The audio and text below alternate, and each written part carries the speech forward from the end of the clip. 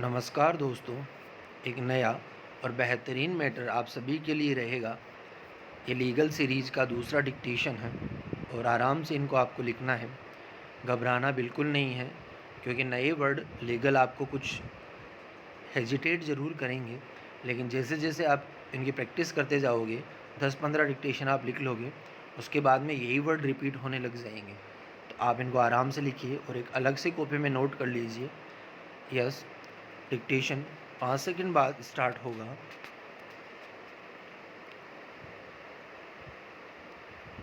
Yes, start. यह फौजदारी निगरानी निगरानीकर्ता अभियुक्त राम स्वरूप तिवाड़ी की ओर से अधीनस्थ न्यायालय महानगर मजिस्ट्रेट क्रम 9 जयपुर महानगर द्वारा नियमित आपराधिक प्रकरण संख्या 160/2011 उनवानी राज्य राज्य बनाम रामस्वरूप व अन्य में पारित आलोच्य आदेश दिनांक 25/4/2017 से व्यथित होकर माननीय जिला एवं सेशन न्यायाधीश जयपुर महानगर के न्यायालय में पेश की गई, जो अंतरित होकर विधिनुसार निस्तारण हेतु इस न्यायालय को प्राप्त हुई। विराम। विद्वान अधीनस्थ न्यायालय द्वारा आलोच्य आदेश दिनांक 25/4/2017 पारित करते हुए निगरानीकर्ता अभियुक्त रामस्वरूप तिवाड़ी को भारतीय दंड संहिता की धारा 420, 485, 486, 487 में आरोप विरचित कर सुनाए गए हैं। विराम। निगरानी पर बहस उभय पक्षकारान सुनी गई। विराम। पैरा।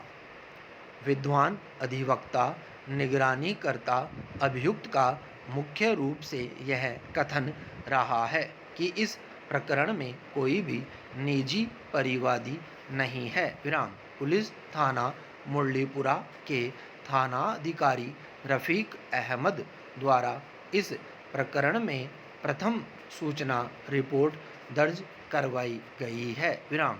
इस प्रकरण में अधीनस्थ न्यायालय द्वारा अभियुक्त रामस्वरूप तिवाड़ी पर भारतीय दंड संहिता की धारा 420, 485, 486, 487 के आरोप विरचित किए गए हैं। विराम। जबकि उक्त आरोप विरचित किए जाने के कोई आधार पत्रावली पर उपलब्ध नहीं है। विराम। धारा 420 भारतीय दंड संहिता के अपराध के लिए यह आवश्यक तथ्य है कि अभियुक्त द्वारा किसी के साथ छल किया जावे, परंतु संपूर्ण पत्रावली पर इस बाबत कोई साक्ष्य नहीं है कि अभियुक्त रामस्वरूप तिवाड़ी द्वारा किसी व्यक्ति विशेष के साथ कोई छल कारित किया गया हो। विराम।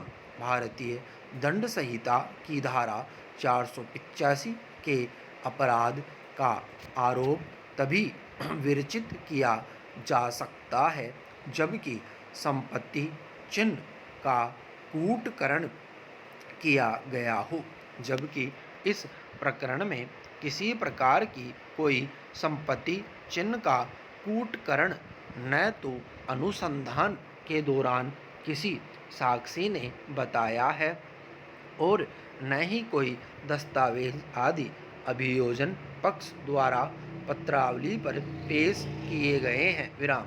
धारा 486 भारतीय दंड संहिता के लिए यह आवश्यक है कि कूटरचित या चिह्नीकृत माल का विक्रय किया गया हो। विराम। अभियुक्त रामस्वरूप तिवाड़ी द्वारा किसी व्यक्ति को कूटरचित चिह्नीकृत माल का विक्रय किया गया हो, ऐसा कोई साक्षी अनुसंधान के दौरान अनुसंधान अधिकारी के समक्ष पेश नहीं हुआ है। विराम।